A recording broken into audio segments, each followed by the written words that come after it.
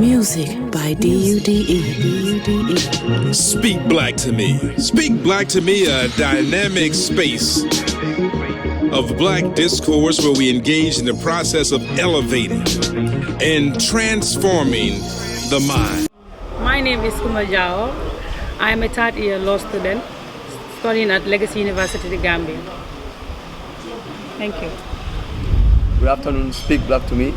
My name is Sheriffo Jobereth, a third-year law student, reading law at Legacy University, the Gambia. Yes, Speak Black to Me. My name is Tijan. Sowe. I'm a second-year law student at Legacy University, the Gambia.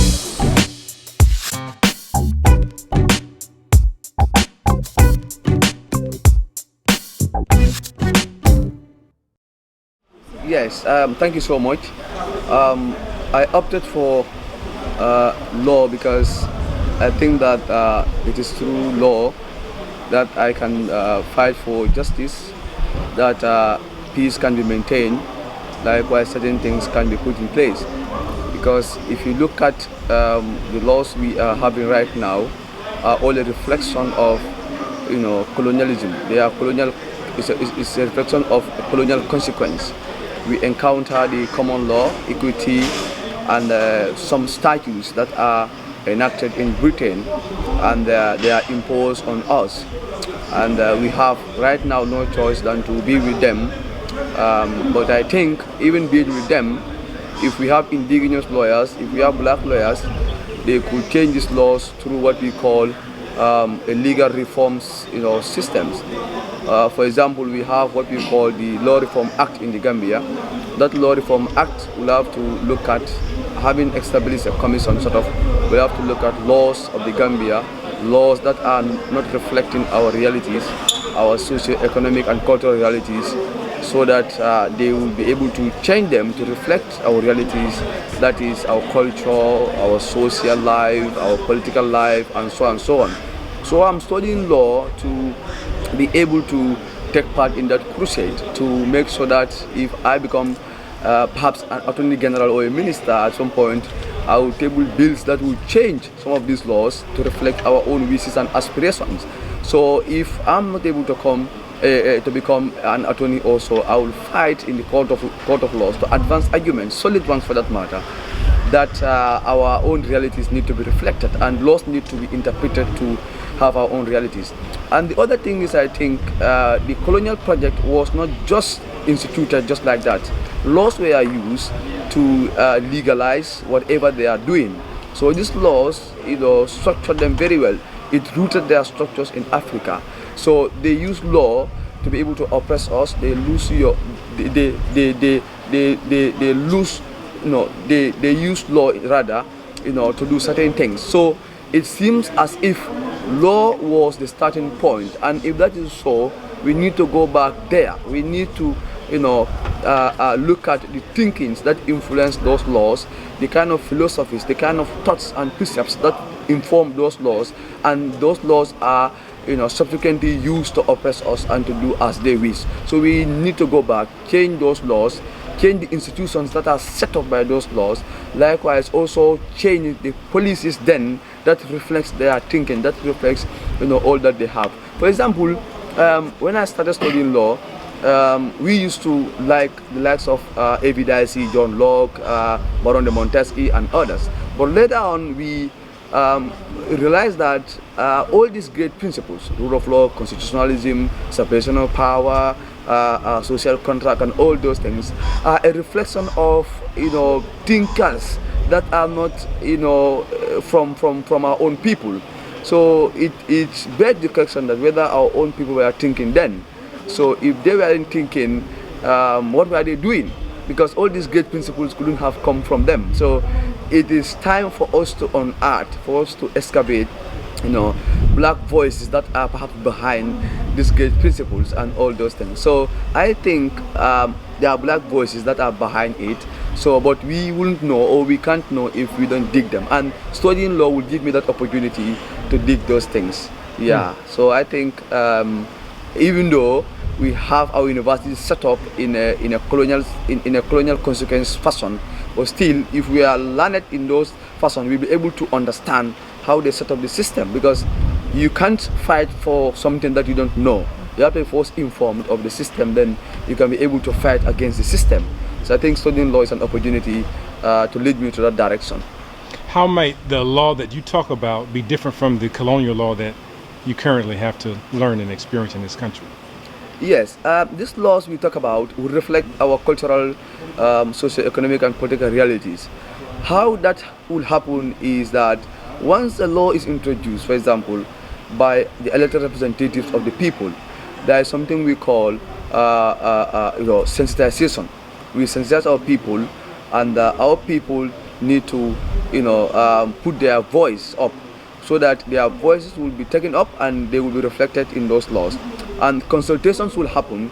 These consultations will allow us to have a situation where our societal realities, our political realities and so on will be captured, and they will be translated into those laws. So if we have our own National Assembly, for example, as we have right now, and we introduce a particular bill, that bill will obviously be influenced by an object or a reason that is purely a current reality, not a reality that was considered then.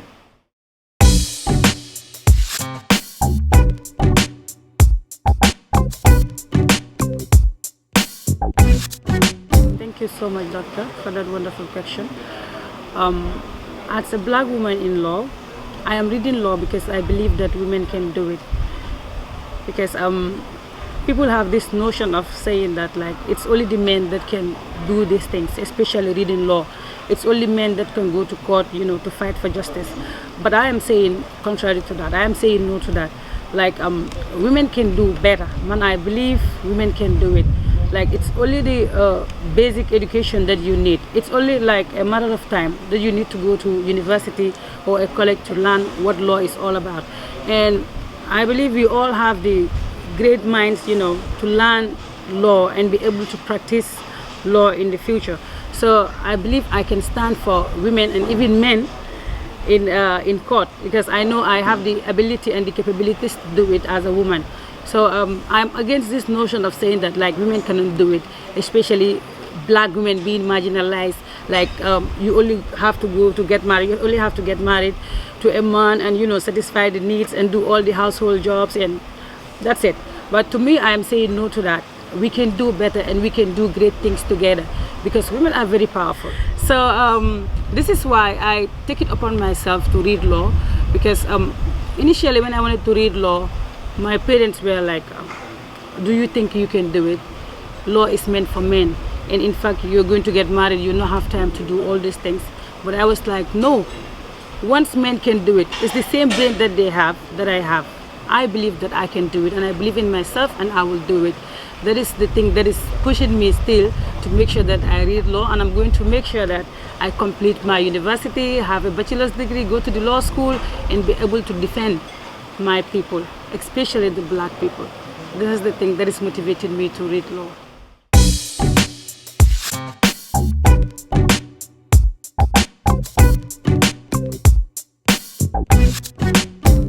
Yeah, it is very important to defend black people, because looking at history, you can understand that black people have been marginalized and black has been seen as slaves. Black people have not been treated as human beings. They're just seen as objects, which is very wrong, because I believe once you are a human being created by God, it's the same God that created the black and the white. So I see no other reason why would black people be marginalized. And in fact, when you look at things, you come to understand that you have a very good intellect, you have a very good educated people who are blacks. There are a lot of things that are existing in this nation or in this world is initiated by the black people. So why would we be marginalized? Why are they seeing us as ordinary people, when in fact we are the people that are making them to survive? We are the people that are helping them to live their life the way they want. Because when you go back to the US or other countries, you can see that most of the things or most of the jobs that are very crucial in human life are done by the black people. So why are we marginalized? So it boils down to us black people respecting ourselves, knowing what we want and knowing what we have, because I believe respect is reciprocal, it's give and take. You have to respect yourself first before someone else will respect you. If you don't respect yourself, you don't expect any other person to respect you. So to me, I believe that black people should come together. Like, unity is everything. Once we are united, nobody, I repeat again, nobody can divide us. It's never possible, because we have the brains, we have the capabilities, we have everything that is needed. We have the resources. So why not us? Why do we always rely on the black, on the white people rather, when actually they are the ones who needed us? They are the ones who need us, because basically we do everything for them. Everything, because when you go there, you are seen as a slave. You do all kinds of job. Even sometimes when you're in your own country, you don't even want to do it. But why are you doing it? Because maybe you're from a poor background, you know, you want to satisfy your needs together, you want to help your family, and there's no way you can do it unless you go and be a slave. People are saying that slavery is over, but to me, slavery is never over. We are still in slavery, because people are enslaved, especially the black people. You go to the US, you go to Europe, you are being treated as a slave, because you do all those things that the slaves were doing before. So why would you say there is abolition of the slave trade? There was no abolition of the slave trade. We are still living under the slave trade era. So to me, I think black people, we have to respect ourselves. I will say this again and again. Respect who you are, respect yourself as a human being and as a black person. And then you have to appreciate, we have to appreciate each other. Appreciate that you are a black person, and appreciate the next person after you. Appreciate that he is a black person and he can do what you can do. Maybe it's just a matter of like a little help that you need to render to that person to come up, and we can do this together, I believe. So black people forever.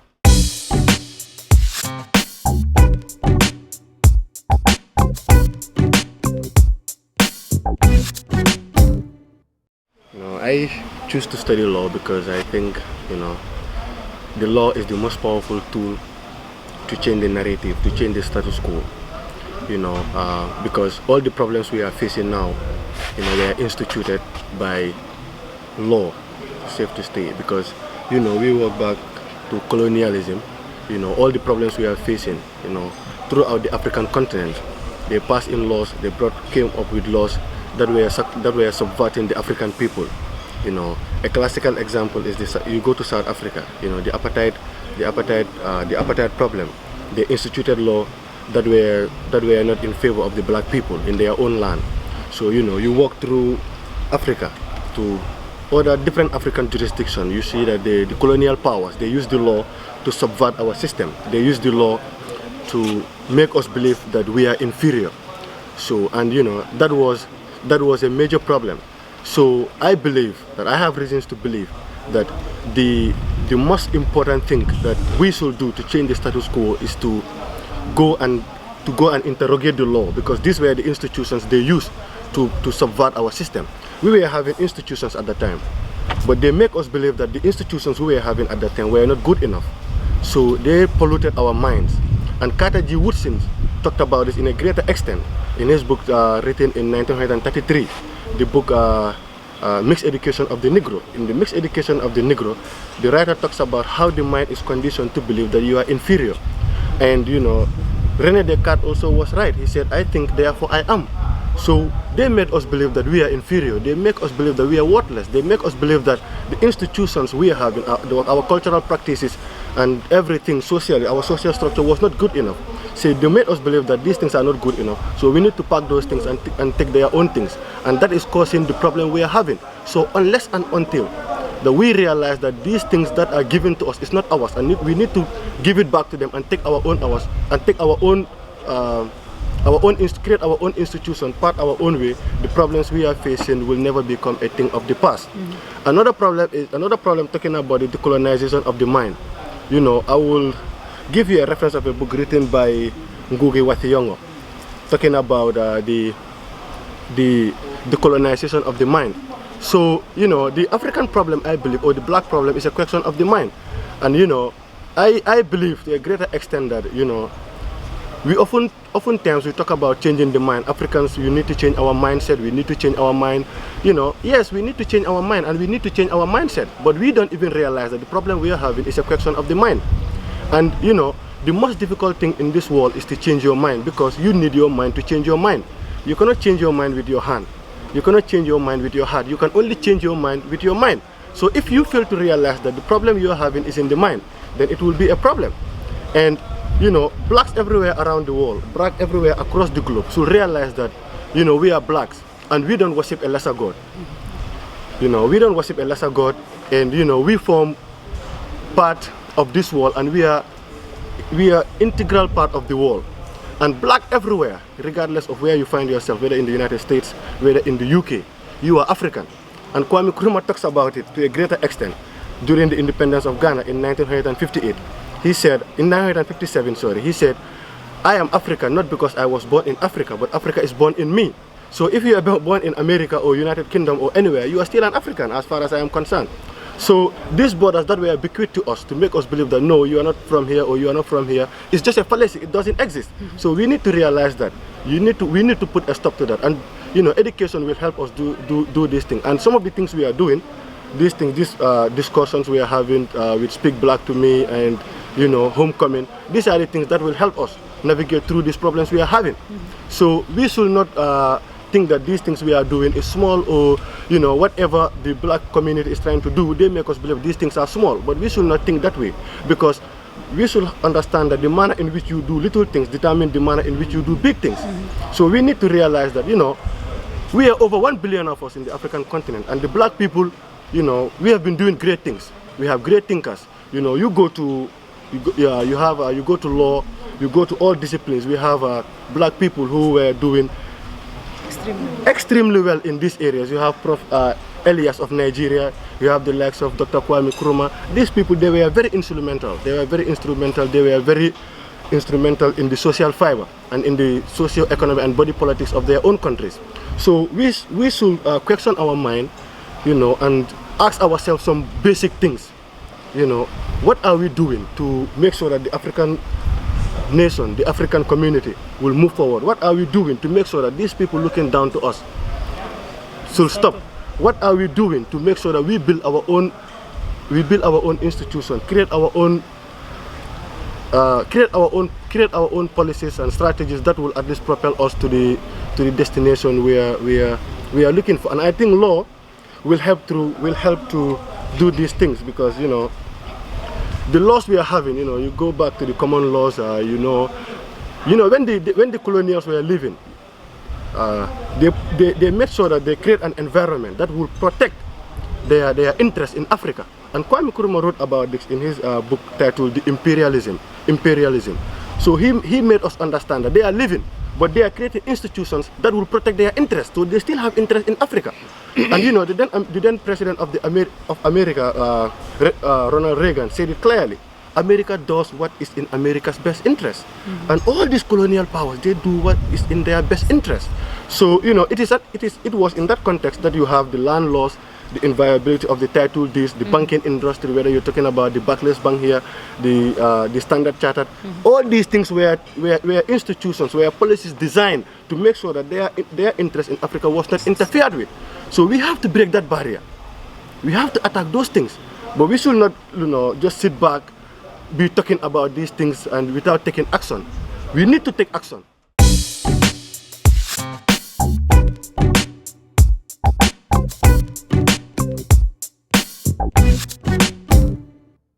First, I will give you I will paint a picture for you to understand what I'm trying to say clearly. You know, to solve this problem, first we have to believe in ourselves. That is the most important thing. You have to believe in ourselves. We have to believe that we have the capacity, the mindset, the technical know-how to do it. Now, the other bit is, you know, we have to interact with them, not necessarily hating them. That is not the cause. You know, hate will never be the solution. But no, we have to create our own things. These are not our things. These are foreign things. So we should not gravitate towards the things they are giving us, because all these things they are giving us is never in our interest. So we need to understand that, because the clear point is that they give us these things since colonialism. Now, since colonialism to date is about 60 or over 60 years, now we have been trying these things over 60 years and it is not working. That is a clear manifestation that what they are giving us, it is not working. It is not for us. So all these things are just things that they designed to subvert our development. These are things that they designed to subvert our progress, and we need to break that. And education is the key. Education is the strongest and the easiest way for poverty reduction. Education is the easiest and the most clear way for decolonization of the mind. And you know, the gravitating towards them is not the solution. Look, we have everything we need because Africa, the continent Africa, where black people originated, 30% of the earth remaining resources is in Africa. We have the youngest population. We have the largest land area in the world, land space. We have the, we have the best geographical position for agriculture. You know, we are over 1 billion of us, and the population is young and strong. So what else do we need? But then they will come and create things that is in their best interest. They will come, take our resources, build a stadium and 2 roads for us, and they take our resources for over 10 years. This is what happened in Congo. You know, all the mobile phones we are using, there is no mobile phone or a laptop or any technological device that can operate without rare earth. The largest deposit of rare earth is in Congo. Who are present there? The Chinese. They will build a stadium, 2 hospitals and a school, and they will have your rare earth for the next 10 years. You go to Nigeria, you have oil. Still now they have electricity problem. You come here to the Gambia. Our greatest resource is our land and the rivers. Who are present there? The Chinese. To have a fish is a problem in the Gambia. At this stage of the Gambia, we should be thinking of processing fish and exporting it. But that is not happening. So I think the change we are talking about will come through this discussion, not through governance. I don't believe that because these are recruits that will serve them. Speak black to me.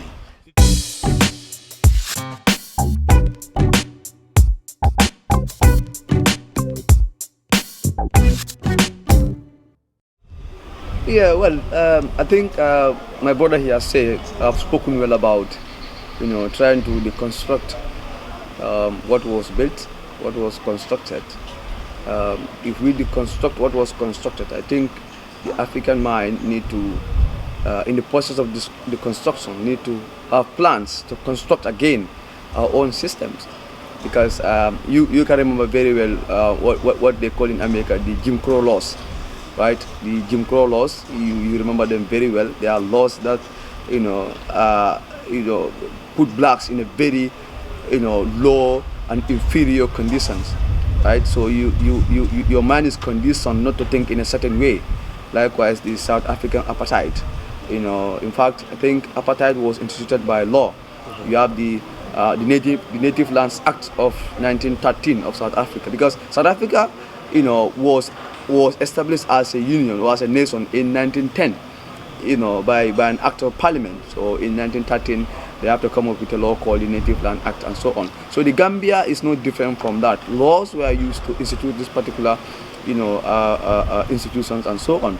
So I think education is a starting point to free our mind, to liberate our mind from the thinking that they are superior and they are sophisticated than us. If we liberate our mind from that thinking, we'll be able to see the bigger picture. And once we see the bigger picture, the black man can think very well and can react to situations very well. Likewise, can be able to provide for himself or herself. So what we need right now is a call. The call is, we are calling, but the call needs to be intensified. We need to intensify the call. We need to get it to another level, right? We need to get the message to another level so that we're able to get the message to every corner of Africa, right? If the message get to every corner of Africa, I think the race consciousness, will get to a level that we can't imagine. For example, one of the lawyers who formed part of the team that established or formed the ANC in 1912, we call him Pixlika Isiaka Seme. He delivered a speech in 1906 in Columbia University entitled The Regeneration of Africa. He was talking about how Africa can renew its past, the pre-colonial Africa plus the post-colonial Africa, so that we can wipe out the colonial Africa, connect the pre-colonial Africa to the post-colonial Africa. Right? So he said, or he proceeded that it has to be through a race consciousness a consciousness that will come, as I said, through the mind. So I think this has to greatly do with the mind. If the mind is informed, if the mind is educated, then I think, like ourselves here, we understand this. Likewise, a particular character of resistance, because they will still try to seduce us. So we need to resist the seduction. We need to resist everything that they are coming with. We need to be conscious of what we have. Likewise, think greedy and all those things are things that if we take care, if we can make it for ourselves, will go away very, very soon. So I think the call is growing, and if the call is growing, there will come a time, indeed, it will be instituted, and it will get to a level that they can't resist. I'm not a feminist anyway, but I believe in women empowerment. I think we also need to empower women, because anything that a woman is part of, I'm telling you, it's going to be successful. So I think women, it's high time that we take the lead.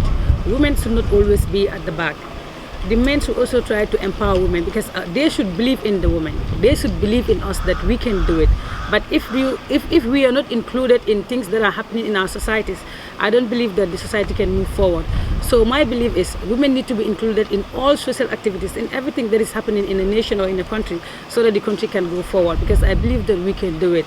With the knowledge that we have, with the brains that we have, I believe we can all do it together. So the other thing I want to say is respecting each other and acceptance. We need to accept each other. It's very key to this, because we cannot change this if we don't accept each other. Because I cannot be like, wow, you are from America, I am from Africa. Who are you? This guy is just from Gambia. Why should I even talk to this guy? He's so inferior to me. Why should I talk to him?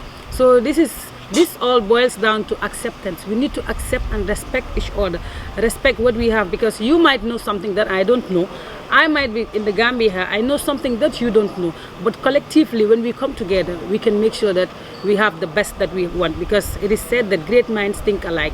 So no particular individual can do this alone. We have to do it unanimously. So my last words will be, I am saying a very big thank you to Dr. Kevin for this wonderful initiative. It's a very good thing to give us this platform to at least express what we feel and what we think can take Africa or the nation forward. So thank you very much. Speak Black to me. The starting point to solve the problems we are facing as Africans should be to sit back and examine, to make a comprehensive study about what are these problems and why are we facing it, and the next step to take to solve these problems. I mean, we have institutions that are established to at least address some of these things. You have the OAU, but then you see even the OAU, they have normally they have meetings that addresses the African problem. But these meetings they are having, they don't even have single agenda meetings.